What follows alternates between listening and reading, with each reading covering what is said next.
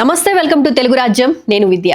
War 2 చిత్రంతో బాలీవుడ్ కి grand entry ఇవ్వబోతున్న NTR మీద ఇప్పుడు అందరి దృష్టి నెలకొంది.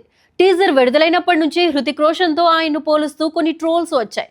ఎన్టీఆర్ లుక్ పై వచ్చిన కామెంట్లు, పాత్రపై వచ్చిన అనుమానాలు సినిమా మీద ఉన్న బజ్ ను కొంతవరకు తగ్గించాయనే టాక్ వినిపిస్తోంది.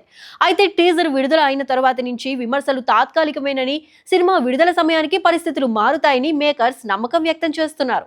వార్ 2ను ఈ ఆగస్టులో విడుదల చేయనున్నారు. అప్పటిదాకా రానున్న ట్రైలర్లు, పోస్టర్లతో అంచనాలు మళ్లీ పెరుగుతాయని చిత్ర బృందం ధీమాగా ఉంది. ఇక యష్ రాజ్ ఫిల్మ్స్ బ్యానర్ తో ఎన్టీఆర్ దీర్ఘకాలిక ఒప్పందాలు చేసుకున్నాడనే వార్తలు కూడా ఇండస్ట్రీలో హల్చల్ చేస్తున్నాయి. ఈ బ్యానర్ సాధారణంగా ఒకే నటుడితో పలు ప్రాజెక్ట్స్ చేయాలనే దిశగా ముందుకెళ్తోంది. అందుకే వార్ 2 విజయవంతమవుతుందన్న విశ్వాసంతో ముందుగానే ఎన్టీఆర్ తో కొత్త సినిమాకి అగ్రిమెంట్లు చేసుకుని ఉండొచ్చని టాక్ వినిపిస్తోంది. ఇప్పటికే బాలీవుడ్ లో ఓ ప్రముఖ కమర్షియల్ డైరెక్టర్ ఎన్టీఆర్ కోసం స్క్రిప్ట్ రెడీ చేశాడట.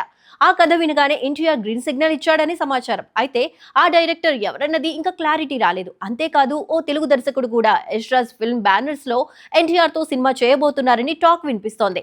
ఇది మరో ప్రాజెక్ట్ అయి ఉండే అవకాశం కనిపిస్తోంది. ఈ నేపథ్యంలో ఎన్టీఆర్ మరో హిందీ సినిమాను ఇదే ఏడాదిలో పట్టాలెక్కించబోతున్నట్లు ప్లాన్ చేస్తున్నట్లు సమాచారం. అయితే వార్ 2 ఇంకా విడుదల కాకముందే ఇలా కొత్త ప్రాజెక్టులపై చర్చలు జరగడం కొంతమందికి ఆశ్చర్యంగా మారుతోంది.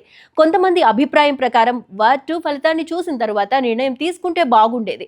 ఎన్టీఆర్ సాధారణంగా ఎంతో ఆచితూచి సినిమాలు సెలెక్ట్ చేస్తాడు. మరి ఫలితం తెలియక ముందే కొత్త స్పై థ్రిల్లర్ కి ఎలా ఓకే చెప్తాడు అనే చర్చ జోరుగా సాగుతోంది. ఇదిలా ఉండగా ఎన్టీఆర్ ప్రస్తుతం ప్రశాంత్ నీల్ దర్శకత్వంలో ఓ భారీ పాన్ ఇండియా మూవీ చేస్తున్నాడు. డ్రాగన్ అనే వర్కింగ్ టైటిల్ తో రూపొందుతున్న ఈ సినిమాను వచ్చే ఏడాది సమ్మర్ లో విడుదల చేయాలని ప్లాన్ చేస్తున్నారు.